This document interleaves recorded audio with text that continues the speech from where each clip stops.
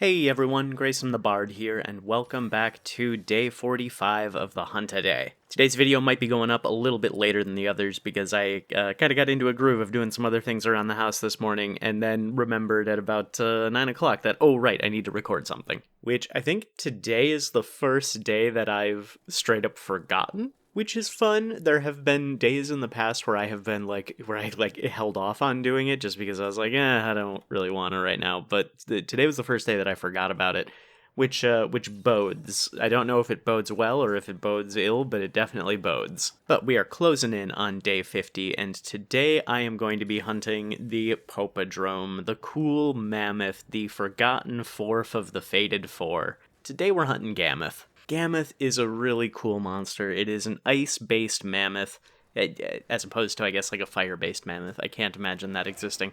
But it's a very simple monster in design, but a really cool monster in concept. And of the four flagship monsters in Monster Hunter Generations, Mizutsune, Astalos, Glavenus, and Gammoth, Gammoth is the only one who did not appear in a 5th generation game. Glavenus returned in Monster Hunter World, and even got a new subspecies with acidic Glavenus, and then Astalos and Mizutsune both appeared in Monster Hunter Rise and Sunbreak. Meanwhile, poor Gammoth has been sitting on the benches waiting for her opportunity to be called up to bat. And I think the biggest reason why, and I don't know if this has ever been fully confirmed by Capcom, but I believe the community consensus is that the main reason why Gammoth has not showed up since Monster Hunter Generations is because she's too big. When we fought Narjarala a couple days ago, or like a week ago, I had, some people comment about how, the fight was really hard to follow and how, it was a little bit too big and it took up too much of the screen and you couldn't really see what was going on.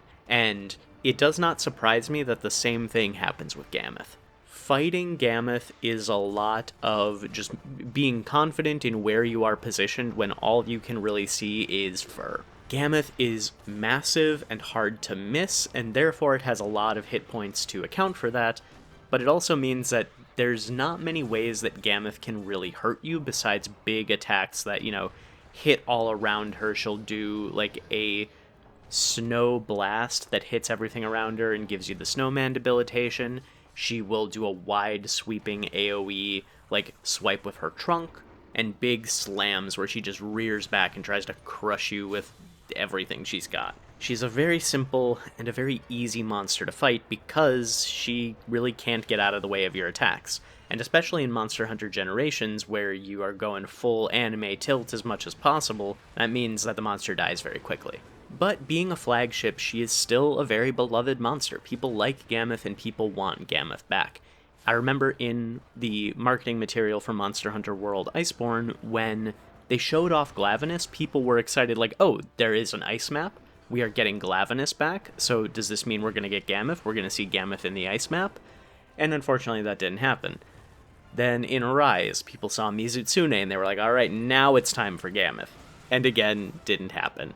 And we know that Capcom listens to the community. We know that they have their finger on the pulse of what the community is saying and what they're looking for. So Capcom knows that Gammoth is wanted. And so I think they are going to have her show up again. I am going to I'm going to do the will she show up in Wilds thing now because I just kind of accidentally leaned into that before I started talking about the fight and the aesthetics. I think we're going to see Gammoth in the expansion to Wilds. I don't know if we're going to see her in the base game, but I think we're going to see her in the expansion.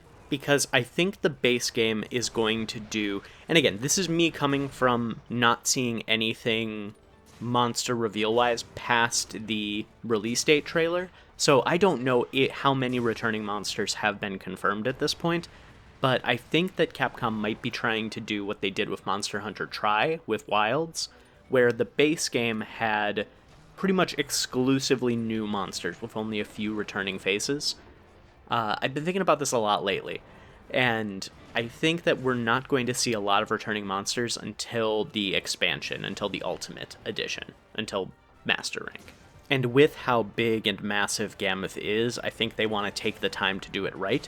So I'm going to say a maybe 1 out of 10 for returning in Monster Hunter Wilds, with the caveat that like a 5 or 6 out of 10 for returning in the expansion, and then 10 out of 10 for returning later in the series. Flagships are always really likely to come back, and I know Capcom knows we want to see Gammoth again, just, done in a way that is maybe easier to follow, easier to see what's going on, and, not held back by her significant bulk. So I think there is a very, very good chance we're going to see her again eventually.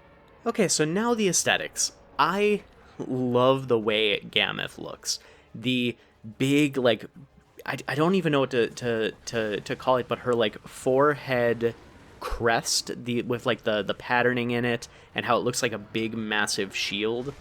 I said in the Duramboros video that armored herbivores are some of my, like, favorite creatures to look at and see designed. So Gammoth ticks a lot of boxes of what I like to see in a big, colossal herbivore. I think the way that she uses ice to, like, coat herself and armor herself is really cool, and the lore of her being kind of like a guardian to Popos on the mountain and, like, fighting off Tigrex to the point where it becomes like a, like, ancestral hatred of Tigrex is really, really cool. Color palette wise, I like how simple it is while also being very striking. The again, purples and blues. That's all you gotta do, Capcom, to make me like a monster, is make it purple or blue or, like, green. And, like, the kind of, like, blue armor with the streaks of red that really, like, pop out and are incredibly striking, like, they're a really good accent.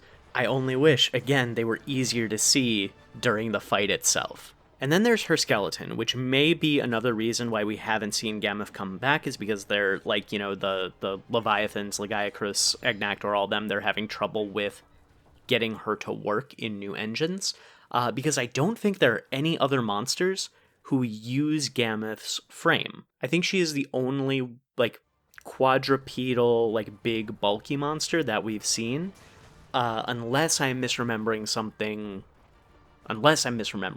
but I can swear that there aren't any others.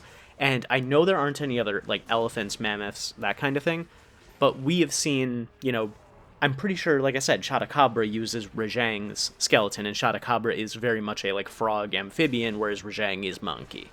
So they can use monster skeletons in different ways, but I think Gammoth is entirely unique, which is awesome. I think we need more unique monster skeletons so that fights can be a lot more varied and, well, wild. Yeah, that's where I'm gonna end the ramble for today. A little bit of a longer one. Maybe I should wait to do these until later in the morning more, because I have a little more energy to actually talk. But thank you all so much for watching. Please stick around until the end of the hunt if you can, but if not, I completely understand. Like, comment, and subscribe if you want to. Don't if you don't. And until next time, I'll see you next time.